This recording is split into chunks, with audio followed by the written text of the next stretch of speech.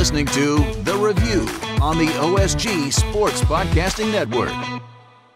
Hello, everybody, and welcome to the first regular season episode of The Review. It's the Online Sports Guys College Football Podcast. And as we record this, we have officially started the season, and I'm going to just jump right into it, guys.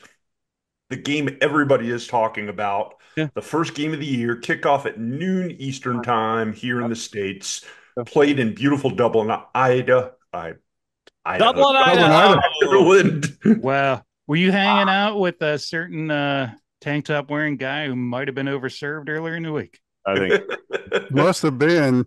Dublin, Idaho. Anybody been to Dublin, Idaho? Dublin, Idaho, actually. No, Idaho. I hear it's a lovely spot in July. Bang. Sad thing is, I've actually been to Dublin, Ireland, which is an absolutely fantastic place to go hang out. And so he references Dublin, Idaho instead. I got to give credit for Jimbo Fisher showing the long game by sending Haynes King to Georgia Tech 2 years ago, just for the sole purpose of screwing FSU 2024. But the quitter can still stick it. Thank you. Yeah, much like the bad location reference, Florida State's had a bad trip because they got beat on a game-winning kick late in the game, just at the buzzer. Georgia Tech takes down Florida State 24-21. Okay, go ahead, guys. Just go ahead and let's go. Come on, get it out. Okay. Get it out of your system. Let's go. What was the longest throw made by Florida State?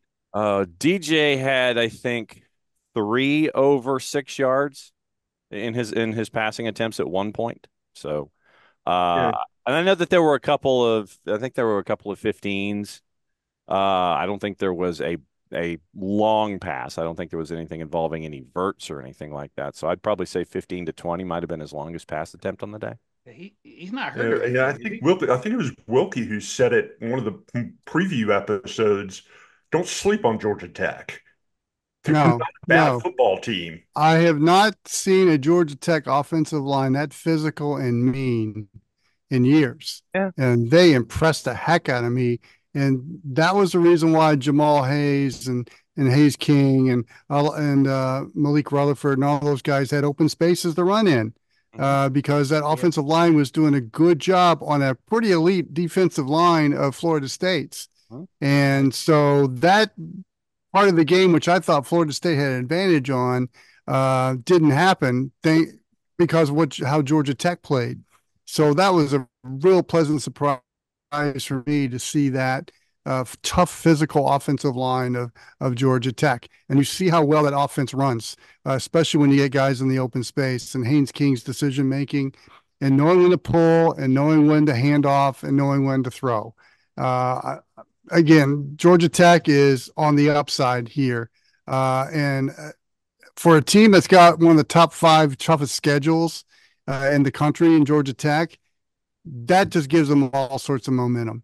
But now for the Florida State angle, look, they didn't have the ball last possession, and Georgia Tech executed. I thought that last drive by Florida State to put them in position to tie late in the fourth quarter was well executed. You executed 4 fourth down opportunities.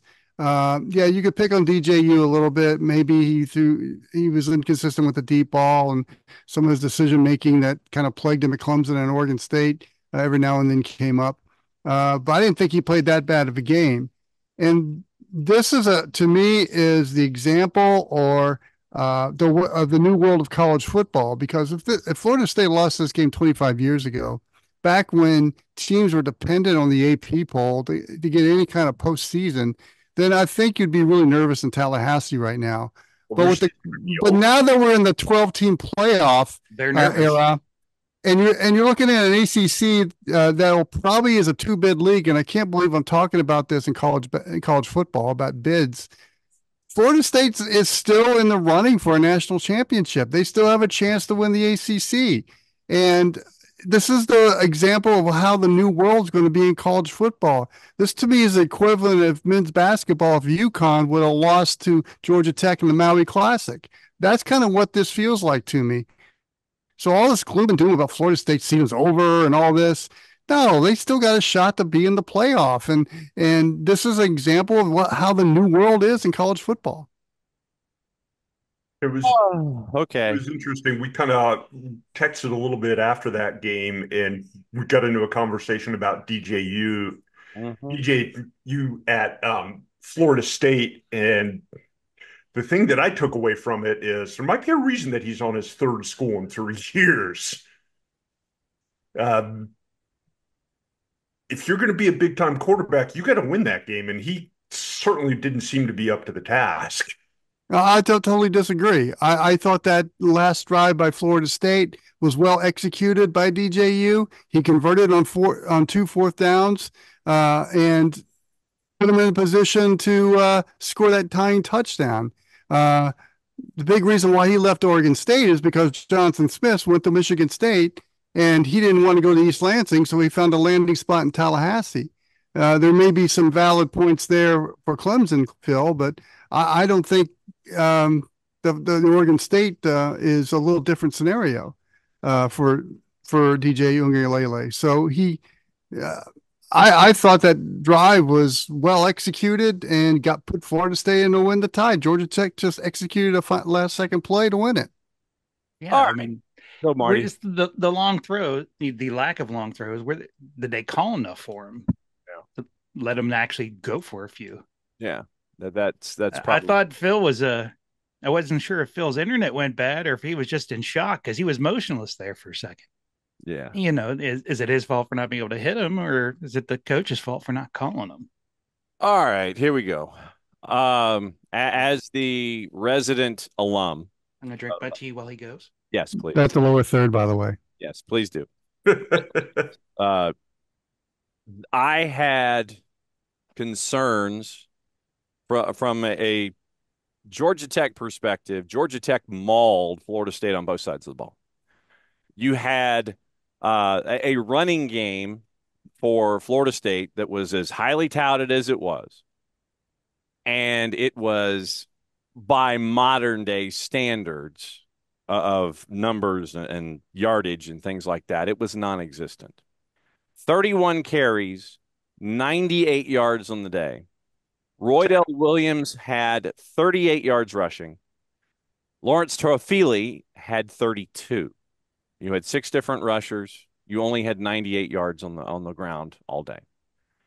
And when you have Georgia Tech controlling both lines of scrimmage and completely and I'd kind of figured out going in what the game plan was going to be, and sure enough, Georgia Tech executed it. Make DJU in his first game in this offense beat you and control the line of scrimmage. You put 7 in the box most of the time, and you pinned the running game in. So, of course, you're having third down conversions, third down and long conversions, and you're forcing that on the new quarterback. I think that you've got to give a boatload of credit to Georgia Tech defensively, especially in the second level. I've seen Kyle Eford play in high school, full disclosure, when he was at Decula High School. And he was a headhunter then. And he was a rather mad young middle linebacker for Decula High School. And that has translated now to the college game. I think that if you didn't know who Kyle Eford was, you do now, considering what he did as the centerpiece of that linebacking core for Georgia Tech.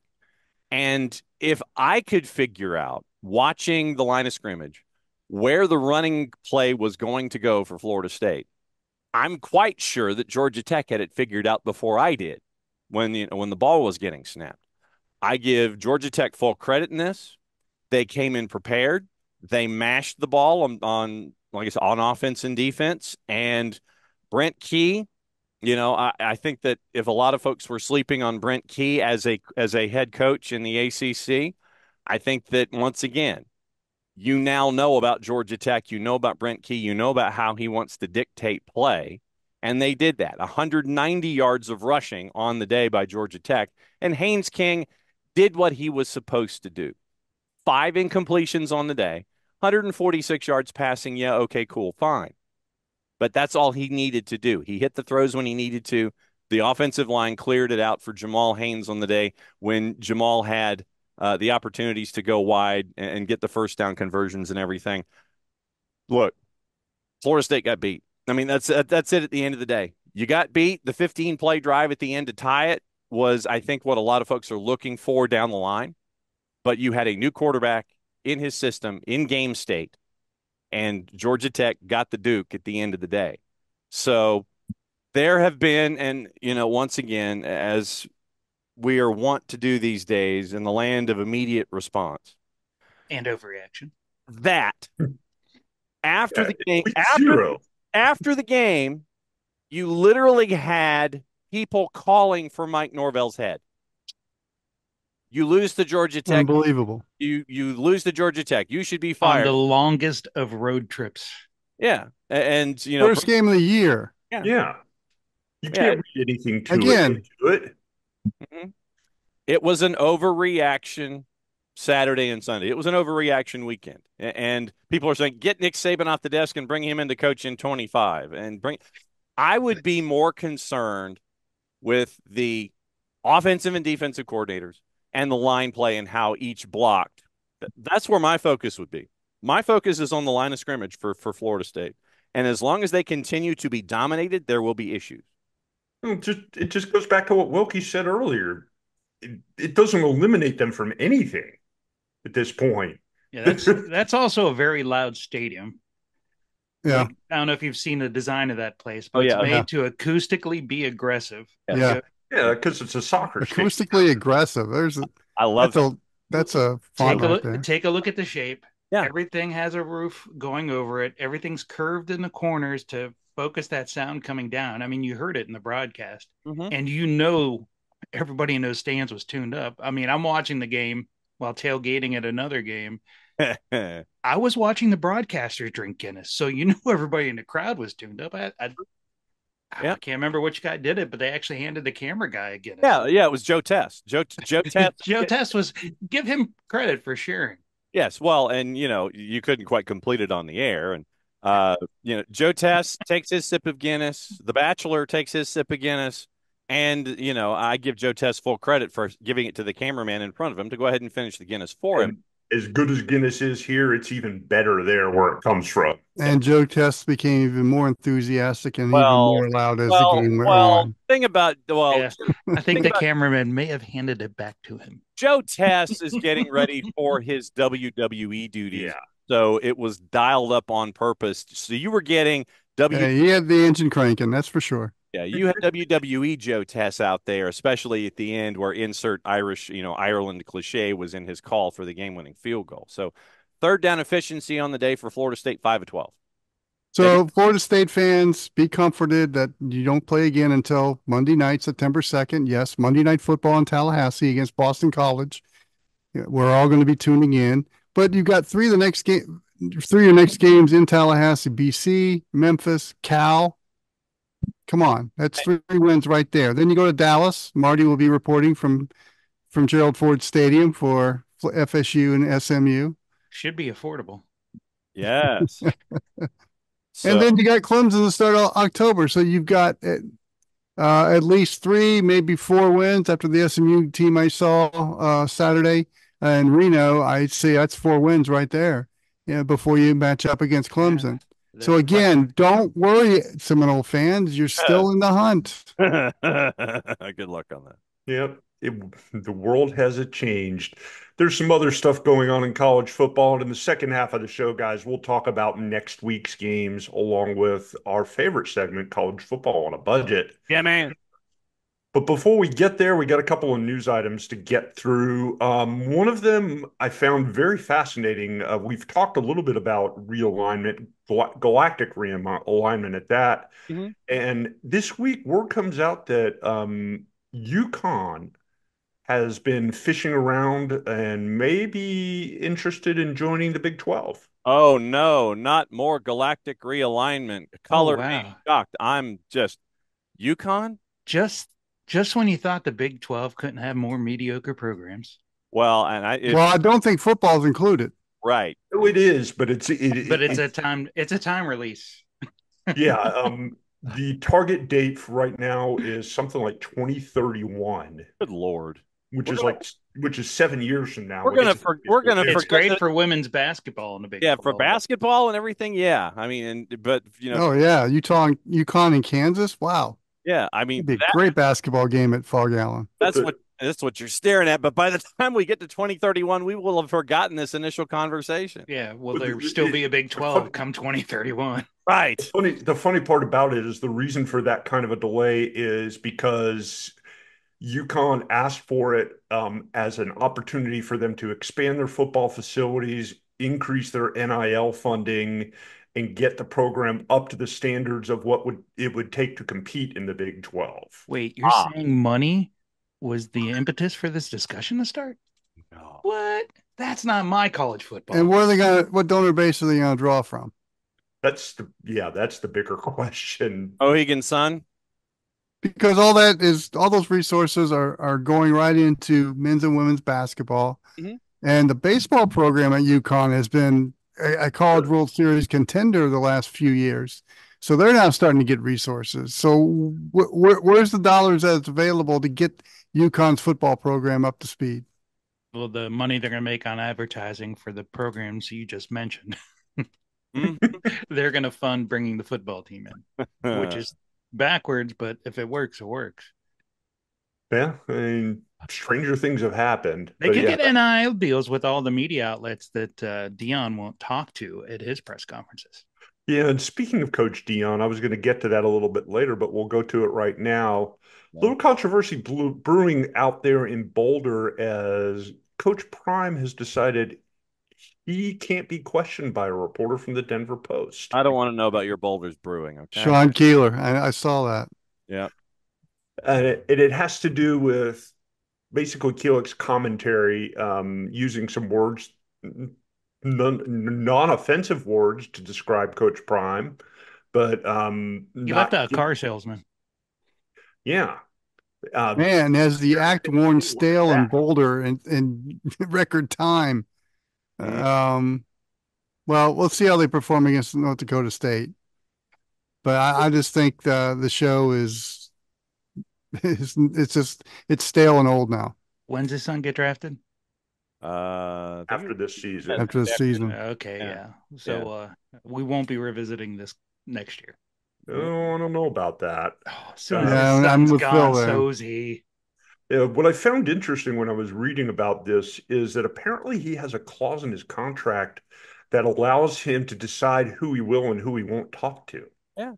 Well, I mean, it's nice that you've got a clause in your contract that says that, but coaches all the time can sit there and just, not answer a question from a reporter. They can just say that flat out in the press conference. Well, most good coaches don't answer questions when they're answering questions. Right. And so you could have a question and you can have a question offered to you by a reporter that you don't want to give an answer to. And then you can give your, your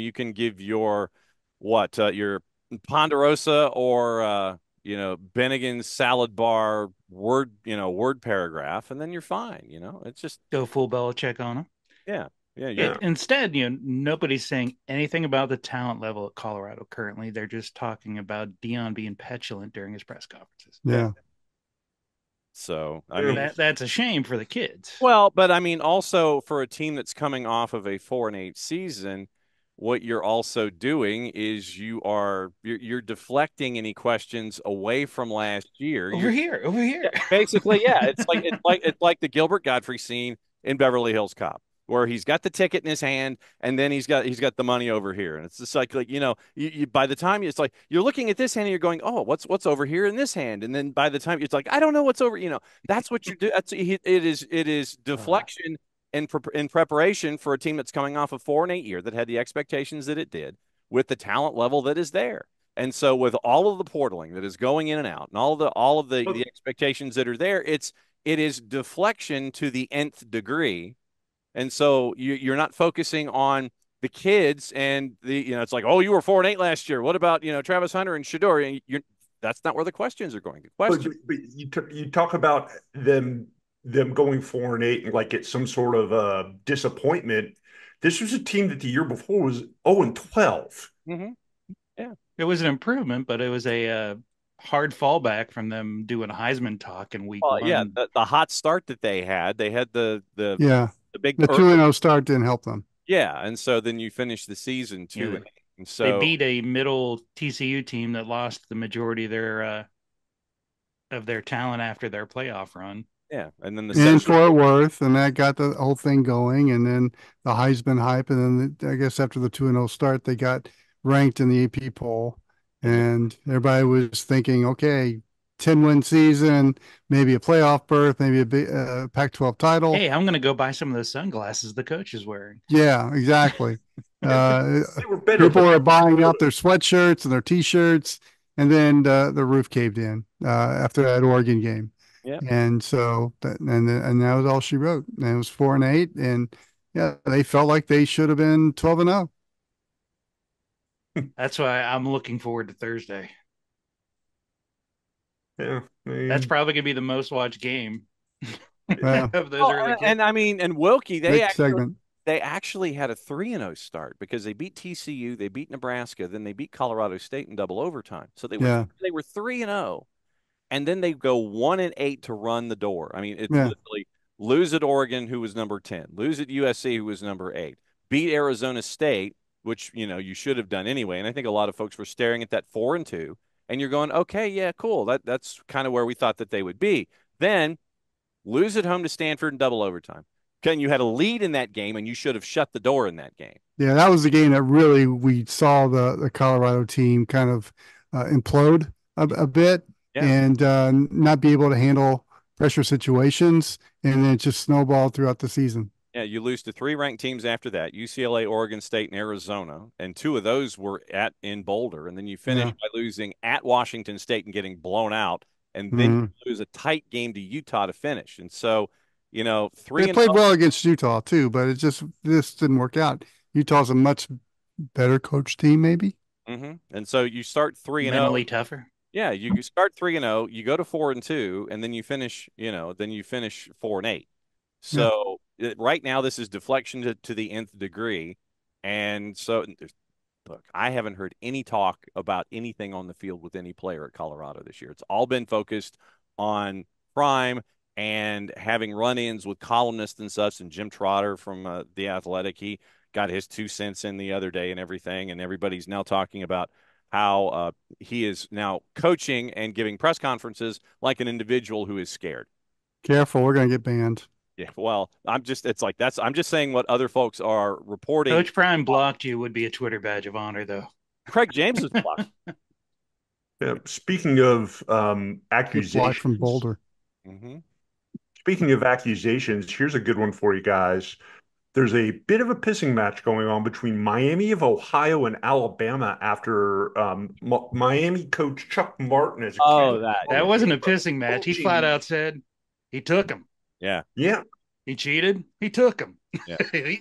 There was no inferring, hinting. He was like, nope. And we're talking about a kicker. It's okay. It's okay now. You're also talking about an All-American Lou Groza Award winner. Yeah, and I mean, Alabama needed a kicker. Yeah. He wasn't happy in Miami. Yeah. He didn't play in big games. Doesn't get on TV. Helps us draft stock, right? Yeah, goes from action to the SEC. I mean, shoot. We're talking about a kicker. Living the dream. Exactly. So, okay, yeah. I mean, it's cool that you've got a coach that doesn't have a filter like that just goes out, flats out, and accuses Alabama of stealing a player.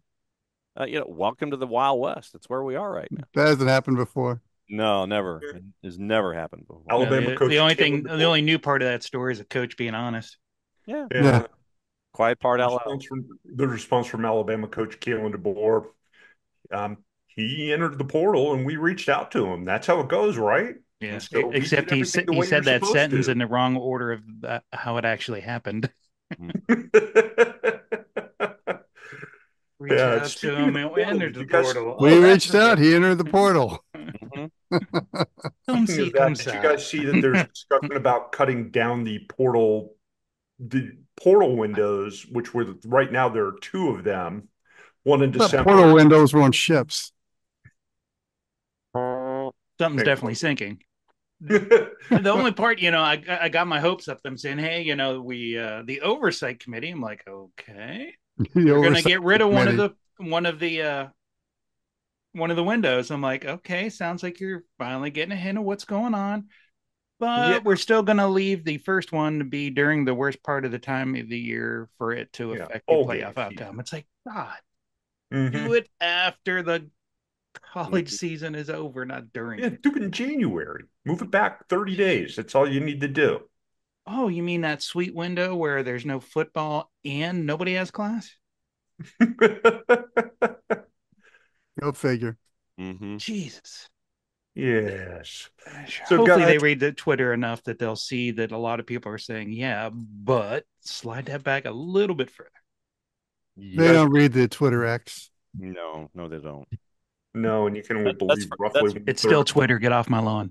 Yeah, you can always see about and the X is us in the midweek. Yes, True. I only believe about 1/3 of what you read there. Guys, let's go ahead and wrap up the first block of the show. When we return in the second half, we're going to talk about the first full week of games in college football, plus your favorite segment and ours, college football on a budget. All that and more when we return for the second half of the review. You are listening to the review on the OSG Sports Podcasting Network. Please like and subscribe.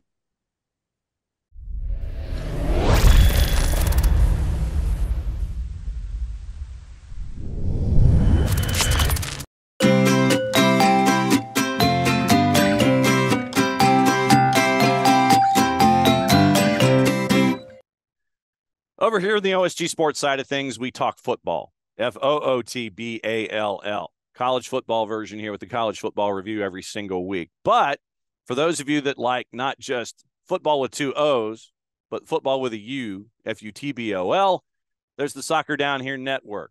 I'm John Nelson. I host the morning show on Soccer Down Here along with Jarrett Smith, Nick Alifi, Jason Longshore. And if you're looking for the best information when it comes to the world of soccer, based in the southeastern United States, but we don't leave anything off the table. 9:05 Eastern time until 11 whenever. Sometimes we go for a while. SDH Network morning show, soccer's morning show, Monday through Friday, plus all the live events we do. It is your place and your source for soccer that is based in the Southeast, but covers everything on the world. SoccerDownHere.net, the Soccer Down Here app, available iOS and Android through our friends at Spreaker. That's like speaker with an R in the middle. Spreaker, do a search for OSG Sports. Do a search for Soccer Down Here. All the soccer content all in one place. It is the SDH Network and Soccer Down Here.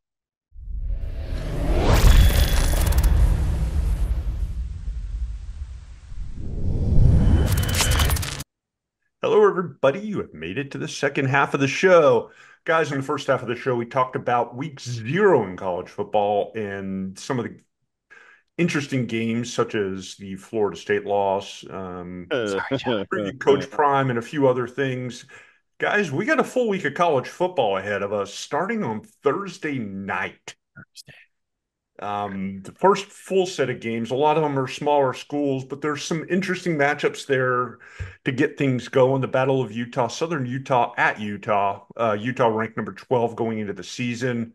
Oh, whoa. What? Sorry, I just looked at the schedule here. I just got to change that. My most interesting matchup, Lindenwood, which I didn't know was a college, at Kansas. Yep. Lindenwood is in St. Louis. Yeah, an NAIA school. And they started, I mean, they've had a football program in the NAIA for a while, but Lindenwood. It was a high school. Yeah. There's a high school. Didn't Goldie Hawn coach there?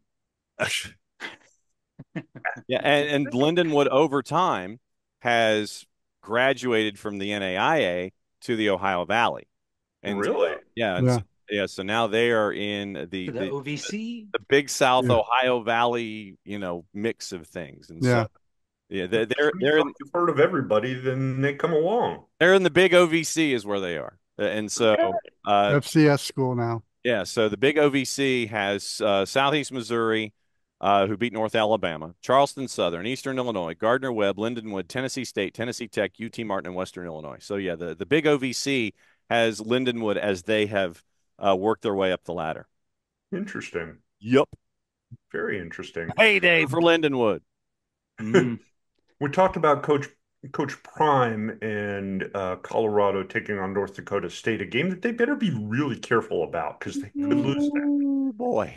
Colorado's a 9.5 Oh, point favorite. The total is 58.5. Give me North Dakota State in a hurry. that's not much of a spread. Take North Dakota State. I'm taking that. They're rolling in there with a whole lot of talent and not much concern. Oh boy. Got nothing to lose. No, I like Colorado in this game, probably by 2 or 3 touchdowns. The depth of Colorado is just going to take over. We can talk about how good and big North Dakota State is, but at the end of the day, Dude, I got to be they're going honest. to wear down. I'll take North Dakota's cohesion over the depth at Colorado. Their I'm depth, right. they've got no cohesion. And Yeah. do you know about their depth? And the depth I'm more worried about is the line, which North Yeah. Dakota State is better at. I'm looking at North Dakota State mashing the ball and getting inside that 9.5. So I'll take North Dakota State. I'll take the 9.5. I don't know if they get to 58.5, and I'll take North Dakota State to cover the 9.5. I don't think I like them to cover, but I think they could win that game. I think I'm taking Colorado to win in the spread. Okay. Another interesting matchup here in that first Thursday of college football action. North Carolina travels up north to Minnesota. Great time of year to do it. Mm-hmm. All of them get bit by all those mosquitoes after dark. True. When I look at that matchup, it just looks like two college football programs are trying to find an identity in their conferences, and two coaches that this is the kind of year they've got to show something that warrant a contract extension or even keeping their job. So that's the interesting matchup to me. And two is, has Carolina found a quarterback to replace Drake May? Minnesota is a 1.5 right now as we're talking, and 50 Wow. and a half. It's talking about coaches whose acts are wearing thin. Yeah, PJ, definitely. And I don't know if Mac Brown would necessarily be on the hot seat here, but it'll be an interesting to see how they get started to kick off their season. A couple other matchups as we kind of move along in the schedule. On Friday. Oh, dude, you're missing the other big one on Thursday. What's that? Coastal at Jacksonville State. Okay. Yeah, good Sunbelt matchup. That's early on, right? I mean, what Jacksonville State has been able to do. Phil only cares about one Sunbelt team. Yeah, I know. But this guy's priority straight. Yeah, and I would. I'm sorry, Jacksonville State's in Conference USA. Well, but I would also think that in the household that you are in, sir, Selah and Tulane, that might be one that folks will be paying attention to in your house anyway. I don't think so.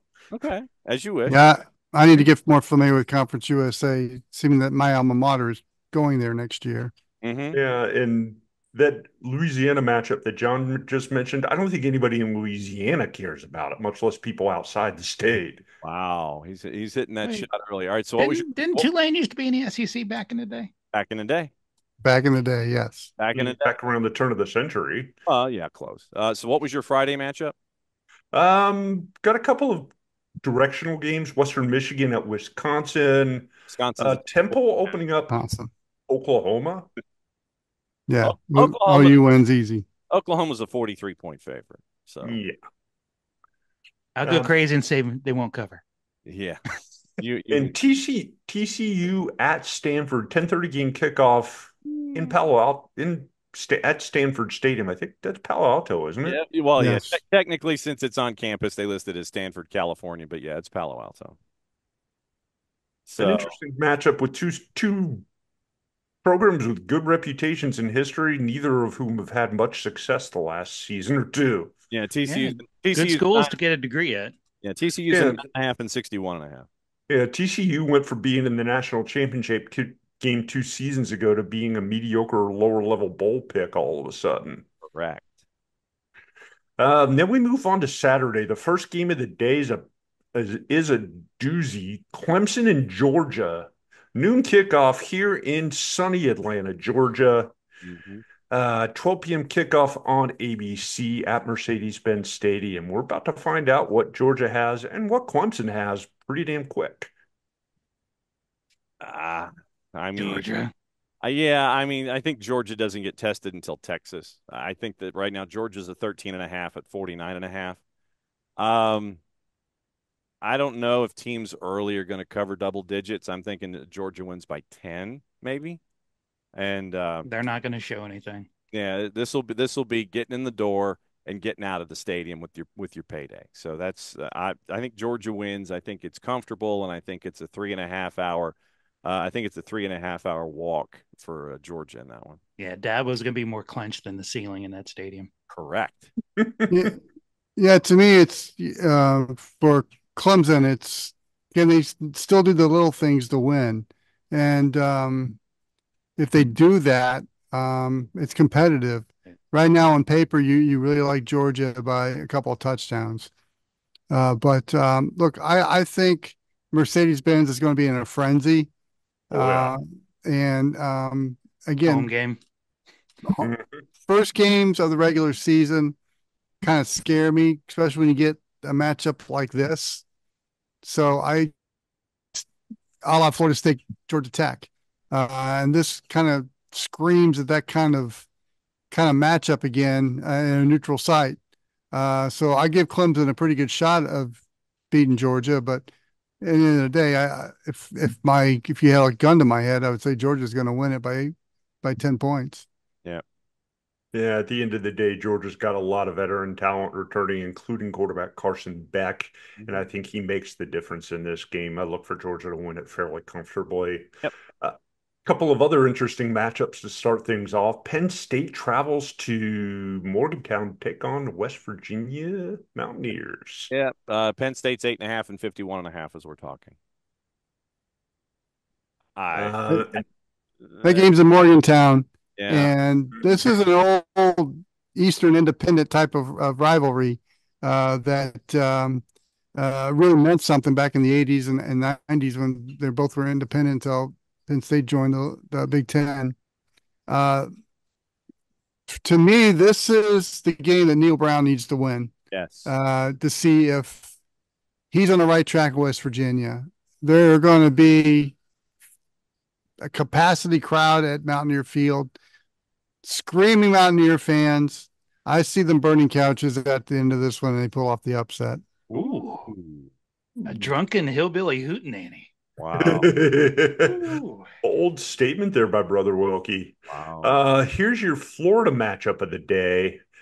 Florida hosting Miami to kick off the season at the Swamp. I'm rooting for Mother Nature in this one. That may be kind of like Bane in the movie when he was at Heinz Field and the Steelers were playing, where the field just gets exploded and it opens up and both teams fall in. That's what I'm looking for. That was the best part of the movie for me, watching Steelers Stadium get blown up and Miami's fall down a hole. The University of Coral Gables is a 2.5 point favorite in 53.5. This game is just going to be hideous. I don't know if they make it to 53.5, and frankly, I don't care. I mean, it's just no. Anything involving the University of Coral Gables and the University of South Georgia Gainesville campus, I have zero interest in. Both coaches will play this down, but I really think both are in the crosshairs. This is a hot seat game, no doubt. Yeah, I mean, Billy Napier. Is this our hot seat matchup of the week? Mm-hmm. Yeah, I mean, Billy Napier's got his marching orders. You got to win 6 games at least. Mario Cristobal has put together some really good recruiting classes, but it hasn't equated to wins, and a lot of expectations are put on Miami this year. So the winner of this game's got a nice push going into the season, and the loser, but I just get the feeling that they just won't be able to recover from an emotional loss like that. I could be wrong, but that's just how it feels like for me. I'm still trying to figure out how this game has no winners. No, it does not. Well, actually, if neither team wins, then we all win. Yeah, it's a survive and advance kind of a game. I think look at Miami here for the win. I like the Hurricanes just a little bit more than I do Florida in this game, but it's going to be a slobber knocker. Some It's going other to be interesting slobber. It's gonna be matchups on the garbage. first Saturday of the college football season.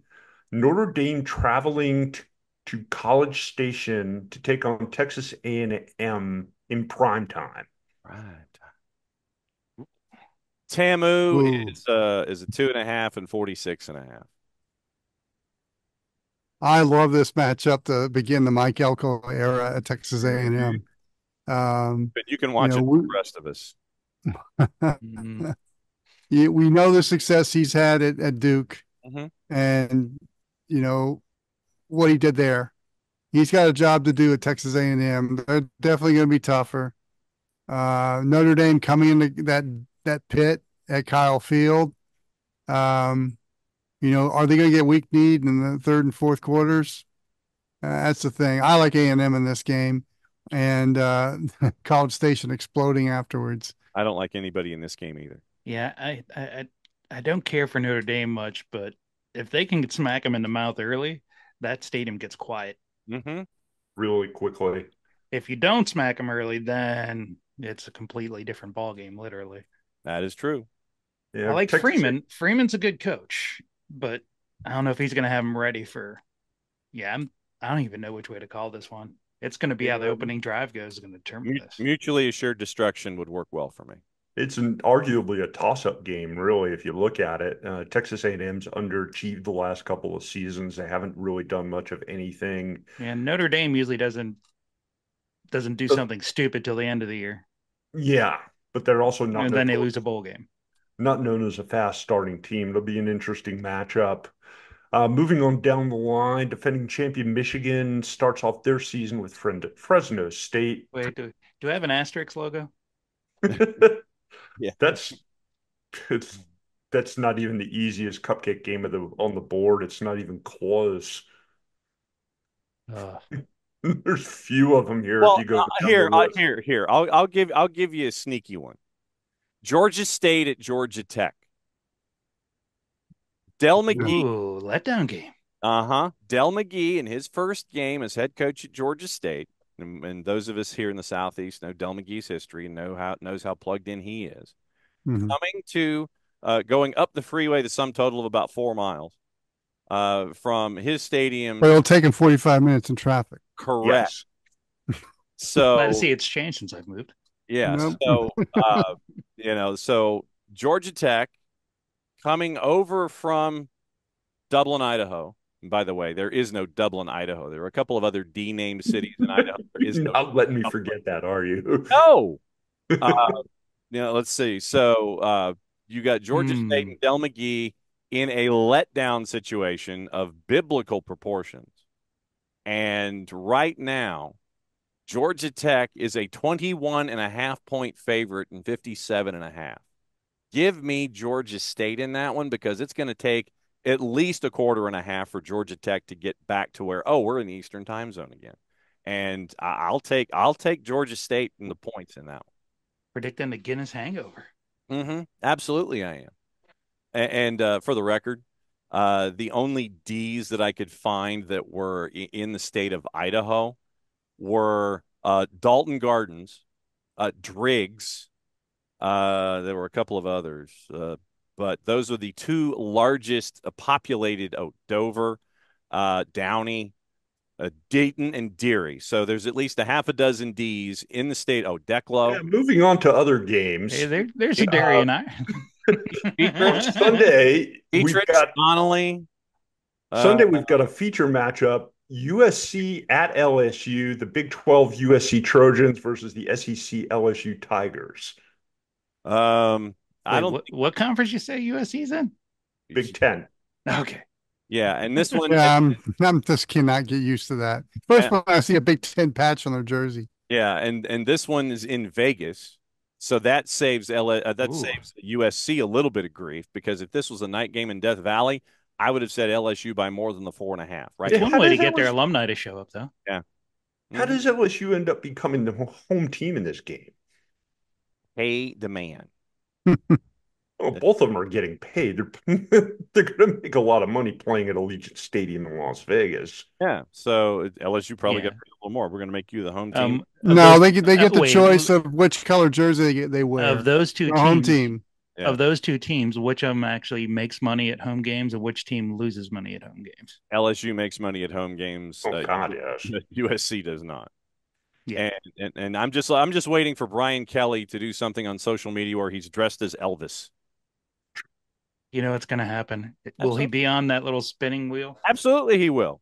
He will be dressed. He will be dressed as the Honky Tonk Man, and he'll be on the spinner, and they'll do the 360 cam, and he'll try to play the guitar or do whatever he wants to do. And another kid will decommit. Correct. Yeah. So that's how this will play. I think Brian Kelly in a Elvis jumpsuit. I can't wait to see that. Could happen to a nicer guy. Yeah, and then BC and Florida King State. of nightmares. Yeah, well, I think obviously everybody's going to be wondering how Miller Moss plays as the starting quarterback for Southern Cal, because that, you know, it used to be known as running back U, but it's become quarterback U with all the Heisman Trophy winners they've had at quarterback. And then will Southern Cal have a defense? No. Lincoln Riley decided he's going to finally address that.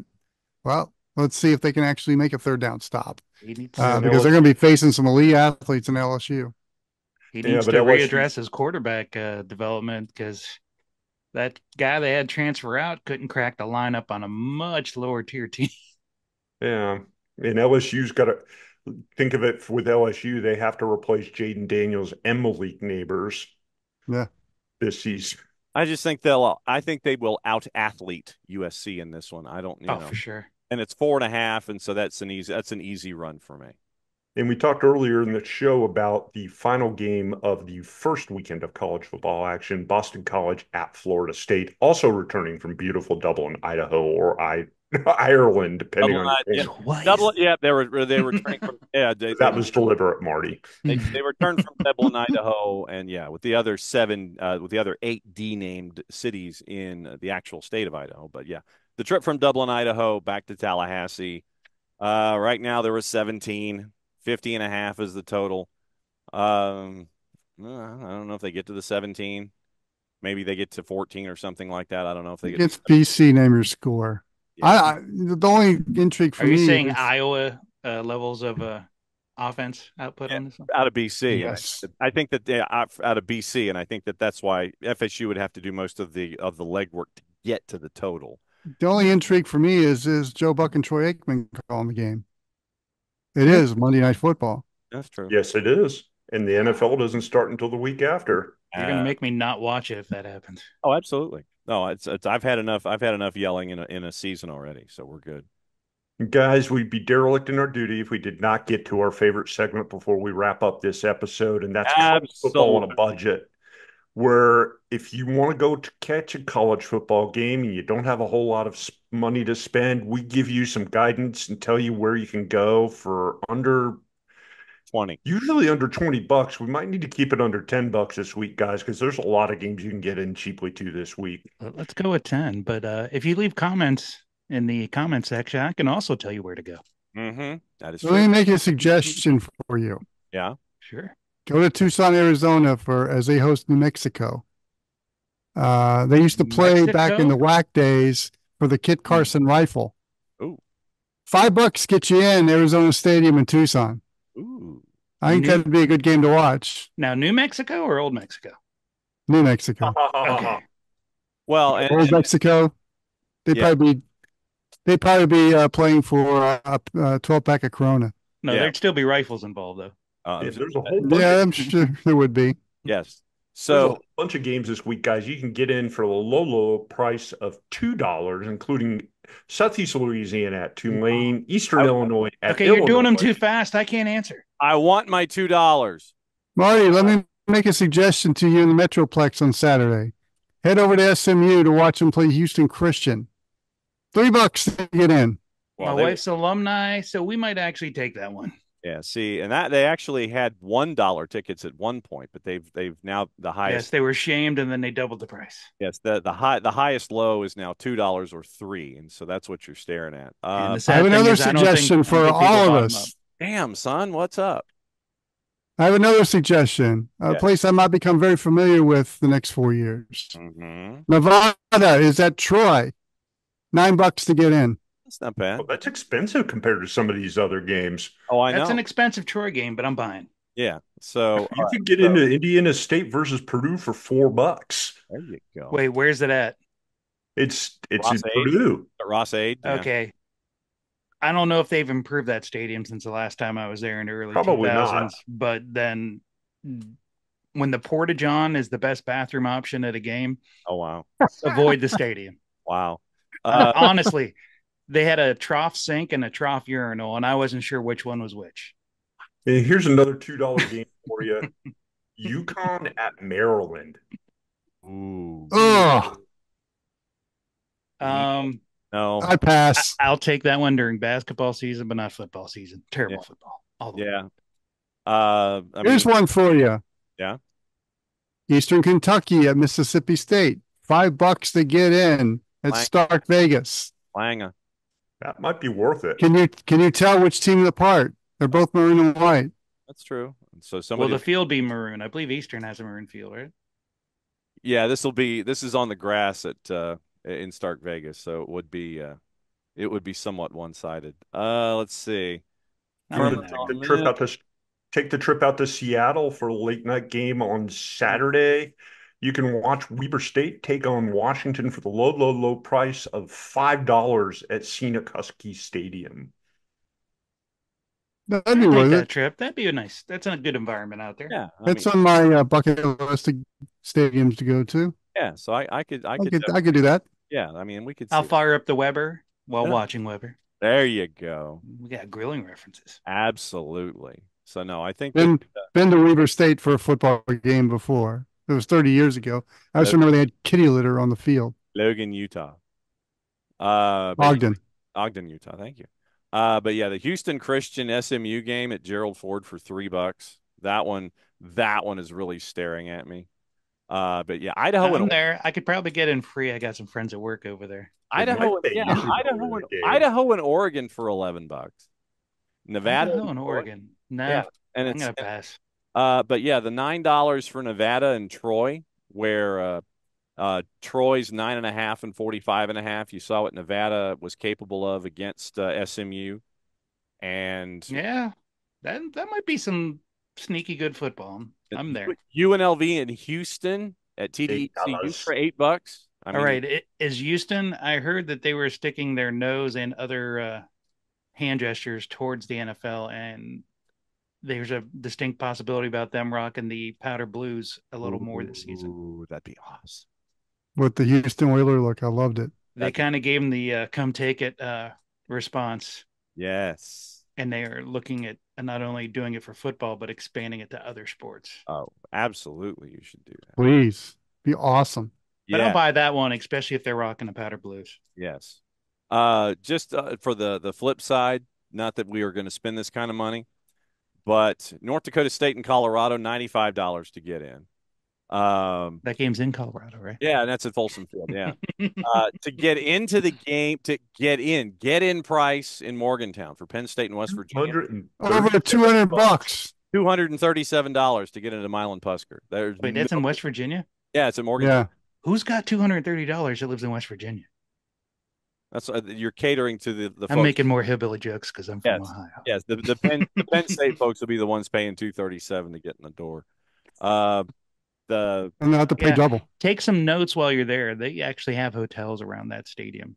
Mm-hmm. Notre Dame and A&M, $189 to get in at Kyle Field, even for the high up 500 level or whatever. What time of day is that game going to be?